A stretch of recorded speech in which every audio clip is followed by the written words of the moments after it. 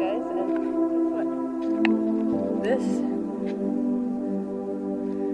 where the cat went today. Thank you for following me.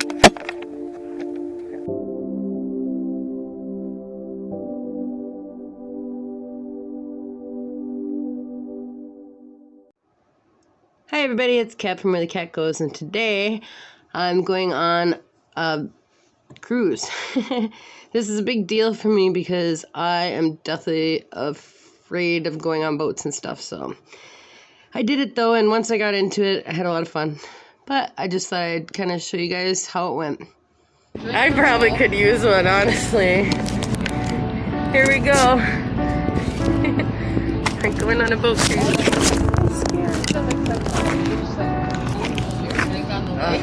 Got up here. Oh, here we go. This is so f***ing awesome.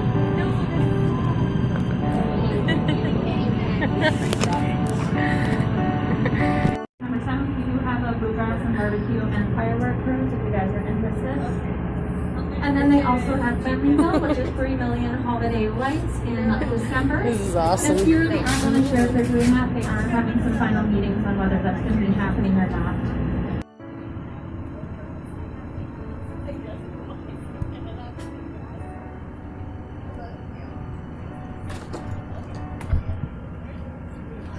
So the next port that we saw that was Ascot Meadows, kind of the loveliest side of the twin ports, or the neighbor with a lot of broken cars in their lot. They do recycling with a lot of like rail cars, trains, and then they sometimes get a hold of larger vessels like the J.B. Ford. This vessel was built December 12th of 1903. She was in active service until the 80s and then was just kind of sitting around for a while until the Lafarge company acquired her. They used her as a storage vessel like I talked about beforehand. And then now she's being sent to scrap. She's been there since 2017. I wonder if we can go and check it out. So she is the oldest vessel that is still floating and intact on the Great Lakes. She was built 9 years before the Titanic sank. Wow. Up next here, you can see a lot of wind turbine parts. These were delivered by the BBC Mekong. We have BBC Industrial Swift and Juno. No, not Juno.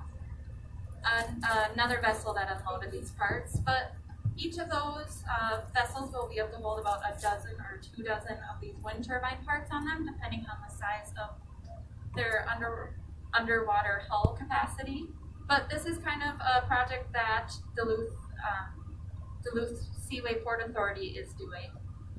It's called Project Cargo. For anyone who bought wind turbine parts by the end of the season last year, they got a federal discount and refund, I believe, for buying those parts to kind of go more towards it, more efficient, greener energy. Let's go. Look at that bridge over there. Everything from here until the Blodnik Bridge, this is all going to be the port terminal. It's a 120-acre facility that was dredged up in 1 year with dredged material from the harbor. It was done in 1959 to coincide with the completion of the St. Lawrence Seaway. 1909, making her the oldest of the Great Lakes Towing Company fleet. They have about 38 different vessels, too, in different ports, all named after a U.S. state. So the Arkansas is 111 years old and she is going strong. She's the one who is going to be doing almost every single one of the pushes and pulls on these large vessels. And then the next one is the largest. This is the North Carolina. She is the same length and width as the ship you are sitting on right now.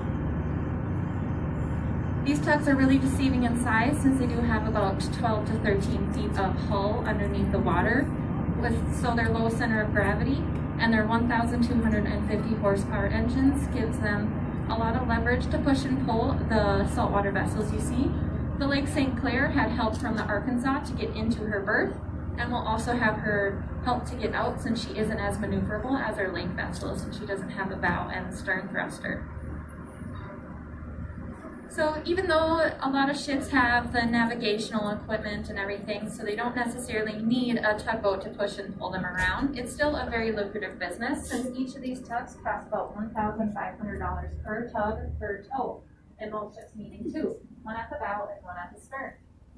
So that's about $3,000 to get them into the harbor, and then another $3,000 to get them out. So every time they need it, it is very lucrative. And since our grain export has been up actually 25% as of last year, that means there's a lot more saltwater vessels coming in, since those are really the only ones that load up grain in our harbor. We have one vessel, the American Mariner. She's really our only Laker vessel that is going to load up in our port.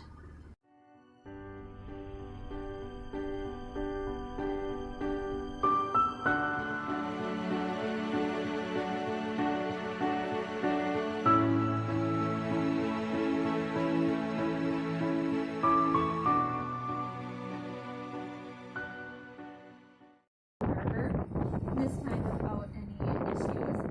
Was inspected. There was no damage done to the seawall, thankfully, in our canal, and no actual damage to her besides kind of being scraped up and needing a new coat of paint. And then when she left the harbor again on the 15th, I believe, still loaded with a full load of iron ore from here, she didn't have any issues again either, which is, I'm sure the crew was very happy about that. That would have been a little embarrassing to hit the seawall twice in the span of a couple days. So it is nice that she is back here again and isn't having any issues with that. So these are two great examples of a unique structure that is only found on Lake Superior. These two docks are the largest structures of this kind ever built.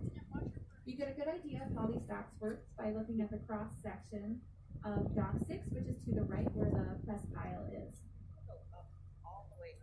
There are 4 separate train tracks on top of the